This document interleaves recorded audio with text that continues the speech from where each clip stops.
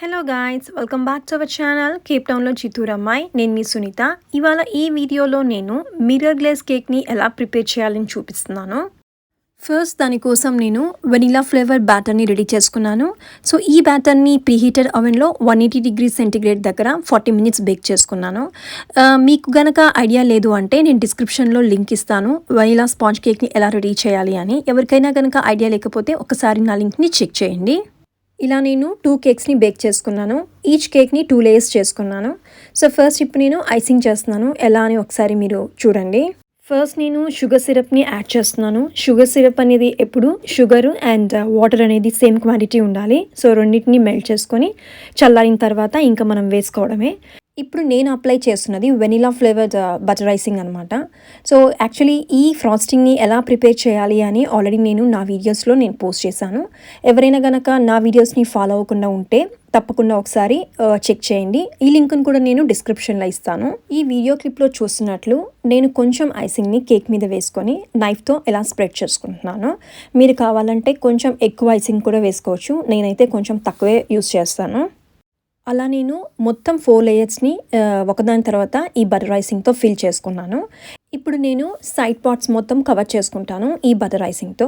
So ఎలా చేస్తున్నానంటే కొంచెం ఐసింగ్ని తీసుకొని నైఫ్తో మీరు చూస్తున్నట్టు ఇలా స్ప్రెడ్ చేసుకుంటున్నాను.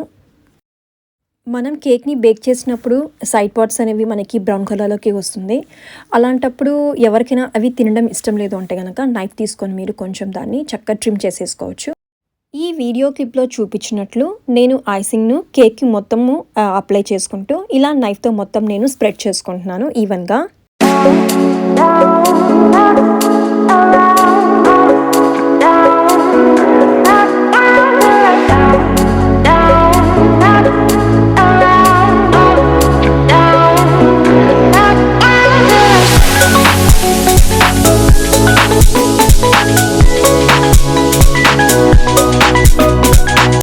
మొత్తం ఐసింగ్ను కేక్కి అప్లై చేశాక ఈ వీడియోలో మీరు చూస్తున్నట్లు నేను నైఫ్తో అలా స్క్రేప్ అవుట్ చేస్తున్నాను. దీనివల్ల ఏమైనా ఎక్స్ట్రాస్ మనకి ఉంటే కనుక ఈజీగా బయటకు వచ్చేస్తుంది.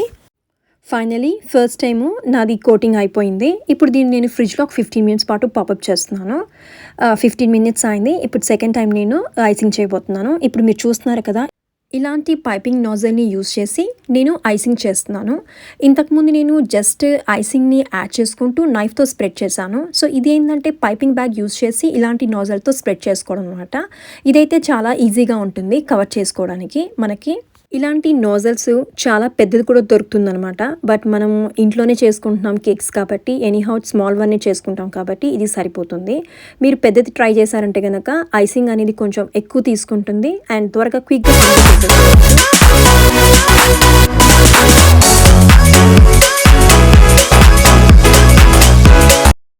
ఇలా ఈ నాజల్తో మనం మొత్తం ఐసింగ్ని కవర్ చేసుకున్నాక ఈ వీడియో క్లిప్లో మీరు చూస్తున్నట్లు నేను ఒక స్క్రేపర్తో స్క్రేప్ అవుట్ చేస్తున్నాను. సో దట్ మనకి ఎక్స్ట్రాస్ అన్నీ బయటకు వచ్చేసి యూనిక్గా ఉంటుందన్నమాట కేక్.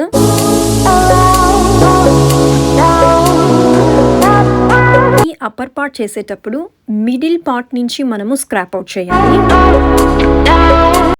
ఇలా నేను స్క్రాపర్తో స్క్రాప్ అవుట్ చేసిన తర్వాత ఇలా నైఫ్ తీసుకొని మళ్ళీ నేను స్క్రాప్ అవుట్ చేసుకుంటున్నాను. అక్కడక్కడ చిన్న చిన్న ఎక్స్ట్రాస్ ఉంటాయి.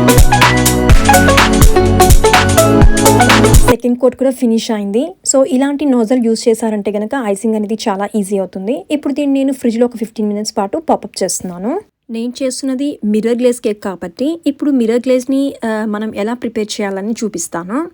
ఫస్ట్ దీనికోసం నేను 300 grams ఆఫ్ గ్రాన్యులేటెడ్ షుగర్ని యాడ్ చేస్తున్నాను ఒక ప్యాన్లోకి. నెక్స్ట్ నేను 200 grams of sweet and condensed మిల్క్ని యాడ్ చేస్తున్నాను. ఇది మనం ఫ్రిడ్జ్లో పెట్టాల్సిన అవసరం లేదు, అవుట్ సైడ్ వన్నీ యూస్ చేసేయచ్చు. నెక్స్ట్ నేను ఇందులోకి 150 ml ఆఫ్ వాటర్ని యాడ్ చేస్తున్నాను. ఈ మిర్రర్ గ్లేజ్ కేక్కి చాలా ఇంపార్టెంట్ అనమాట ఈ జెలాటిన్ పౌడర్ అనేది. ఇది నేను ఊల్వోస్లో తీసుకున్నాను. ఇందులో మనకి 5 sachets దొరుకుతుంది. ఈచ్ వన్ అయితే 10 grams అనమాట.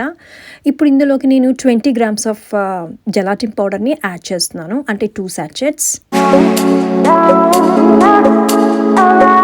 ఈ 20 గ్రామ్స్ జెలాటిన్కి 125 ml ఆఫ్ వాటర్ని నేను యాడ్ చేస్తున్నాను. ఇలా వాటర్ని యాడ్ చేశాక నేను ఒక స్పూన్తో దీన్ని రొటేట్ చేసుకుంటున్నాను. దీన్ని అలా రొటేట్ చేసి ఒక 5 minutes పాటు అలానే వదిలేస్తున్నాను. అంతలోపు ఇది బాగా సెట్ అయి ఉంటుంది. ఆల్రెడీ నేను sweet and condensed milk, sugar, అదేవిధంగా వాటర్ని ప్యాన్లోకి యాడ్ చేసుకున్నాను కదా. సో ఇప్పుడు ఆ ప్యాన్ని నేను స్టవ్ మీద పెడుతున్నాను. అండ్ ఫ్లేమ్ అనేది ఎప్పుడు సిమ్లోనే ఉండాలి. అండ్ ఆల్సో గరిటె పెట్టుకొని ఎప్పుడు మనం రొటేట్ చేస్తూనే ఉండాలి. చూసారు కదా, ఈ షుగర్ అనేది ఇప్పుడు వాటర్లో బాగా మిక్స్ అయింది. ఇలానే నేను సిమ్లో పెట్టుకొని గరిటెతో కలుపుతూ ఒక 5 minutes పాటు నేను దీన్ని కాచుకుంటాను. చూసారు కదా, ఇది సిమ్మర్లోకి వచ్చింది, బాగా కాగింది. సో ఇప్పుడు నేను ఆల్రెడీ ప్రిపేర్ చేసుకున్నటువంటి జెలాటిన్ మిక్స్చర్ని వాటర్లోకి మనం డిజాల్వ్ చేసుకున్నాం కదా, దాన్ని దీనిలోకి యాడ్ చేస్తున్నాను. బట్ యాడ్ చేసే ముందు ఇక మీరు స్టవ్ని ఆఫ్ చేసేయచ్చు. కొంతమంది ఫ్రెండ్స్ అడిగారనమాట ఎలా ఉంటుంది అని జెలాటిన్తో. టేస్ట్ అయితే చాలా బాగుంది, తప్పకుండా ట్రై చేయొచ్చు. సో ఇదనమాట మనం ప్రిపేర్ చేసుకున్నటువంటి మిక్స్చర్. ఇలా అయింది ఆఫ్టర్ 5 minutes. ఇప్పుడు దీన్ని నేను అందులోకి యాడ్ చేస్తున్నాను. ఈ జెలాటిన్ మిక్స్చర్ని యాడ్ చేశాక ఒకసారి నేను స్పాచులాతో ఇలా రొటేట్ చేసుకుంటున్నాను. ఆల్రెడీ మన మిక్స్చర్ అనేది హాట్గా ఉంది కాబట్టి వితిన్ 5 minutesలో చక్కగా డిజాల్వ్ అయిపోతుంది. ఇది డిజాల్వ్ అవ్వడానికి నాకు ఎగ్జాక్ట్లీ 5 minutes పట్టింది. చూసారు కదా, బాగా డిజాల్వ్ అయింది. ఇప్పుడు ఇందులోకి నేను 350 grams ఆఫ్ వైట్ చాక్లెట్ చిప్స్ని యాడ్ చేస్తున్నాను.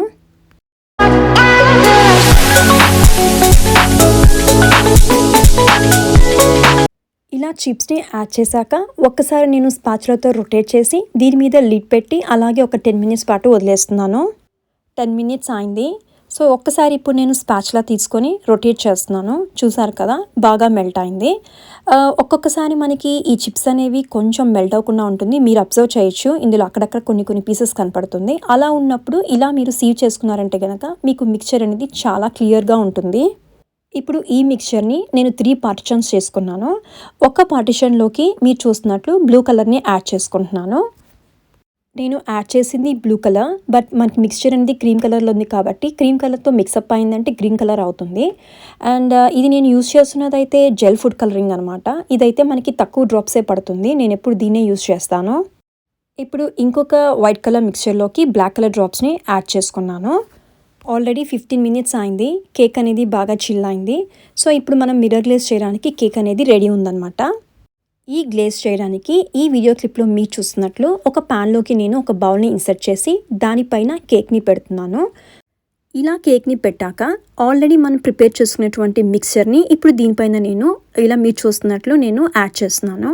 యాక్చువల్లీ ఈ గ్లేజ్ అనేది మరీ హాట్గా అయితే మాత్రం ఉండకూడదు అనమాట, మరీ చల్లగా ఉండకూడదు. చల్లగా ఉన్నిందంటే బాగా మనకి ఫ్రీజ్ అయిపోతుంది. సో కొంచెము చూడడానికి లూక్ వామ్గా ఉన్నప్పుడు మనం దీని మీద యాడ్ చేస్తే సరిపోతుంది. ఈ వీడియో క్లిప్లో చూస్తున్నట్లు నేను ఇలా యాడ్ చేసుకుంటున్నాను. యాక్చువల్లీ ఈ కేక్ని నేను ఫస్ట్ టైం చేశానన్నమాట. సో ఈ కేక్ చేస్తున్నప్పుడు నాకు ఒక విషయం తెలిసింది, అది మీతో నేను షేర్ చేయాలనుకుంటున్నాను. యాక్చువల్లీ నేను యూజ్ చేసినటువంటి మిక్చర్ అనేది బ్లూ కలర్లో ఉంది, బట్ ఈ కేక్ మీద పడంగానే కలర్ అనేది మీరు చూడండి గ్రీన్ కలర్లోకి వచ్చేసింది. ఓన్లీ బికాస్ ఆఫ్ నేను లోపల ఐసింగ్ అనేది క్రీమ్ కలర్లో ఉంది కదా, సో దాని మీదకి బ్లూ కలర్ పడంగానే గ్రీన్ కలర్ అయింది.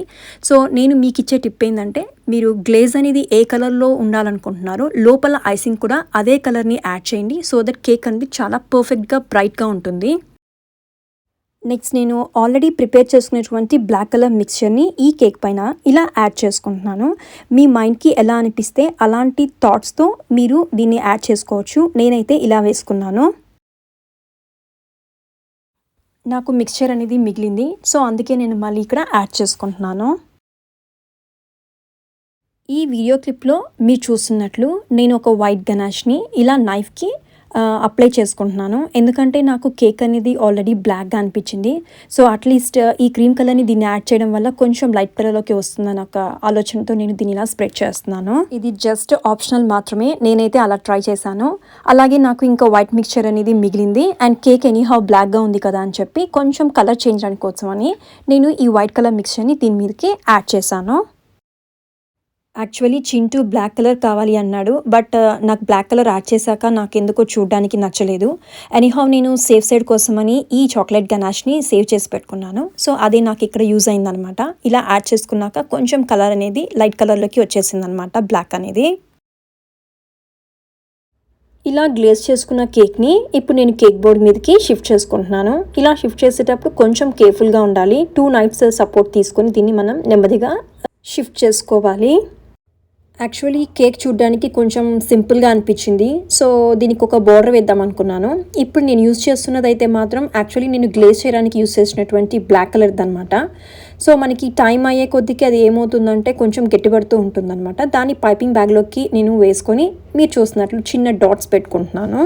కేక్కి మనం గ్లేజ్ చేసిన తర్వాత దాన్ని అలాగే ఒక 15 మినిట్స్ పాటు వదిలేయాలి. సో దట్ ఏదైనా ఎక్స్ట్రాస్ ఉంటే మనకి కింద పడిపోతుంది. తర్వాత మనం కేక్ బోర్డ్ మీదకి షిఫ్ట్ చేసుకొని డెకరేట్ చేసుకోవాలి.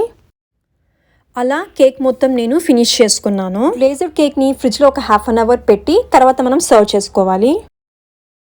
ఈ వీడియో క్లిప్లో మీరు చూస్తున్నది ఎడిబుల్ గోల్డ్ లీఫ్. దీని ప్రైస్ అయితే 60 rands. ఇది నేను కేప్ టౌన్లో బేకింగ్ గుడ్స్ సప్లై చేసే షాప్లో తీసుకున్నాను. ఇండియాలో అయితే మీరు అమెజాన్ అలా మీరు చెక్ చేసి డెఫినెట్గా దొరుకుతుంది. ఇది ఎడిబుల్ కాబట్టి మనకి ఎలాంటి ప్రాబ్లం లేదు తిన్నా. కేక్ అనేది కొంచెం ప్లెయిన్గా అనిపించింది, సో అందుకని నేను దీన్ని యాడ్ చేసుకుంటున్నాను. బట్ మొత్తం అయితే కాదు, జస్ట్ ఒక ప్యాటర్న్ లాగా. మీరు ఒకసారి చెక్ చేయొచ్చు నేను ఎలా చేస్తున్నానని. ఇలా మొత్తం యాడ్ చేశాక ఒకసారి నేను చేతితో ప్రెస్ చేసుకుంటున్నాను, జస్ట్ స్టిఫ్గా ఉండడానికి కోసం. మరింత లుక్ రావడం కోసమని ఈ కేక్ నేను మీరు చూస్తున్నట్లు ఈ ఎడిబుల్ స్ప్రింకిల్స్ని యాడ్ చేసుకుంటున్నాను.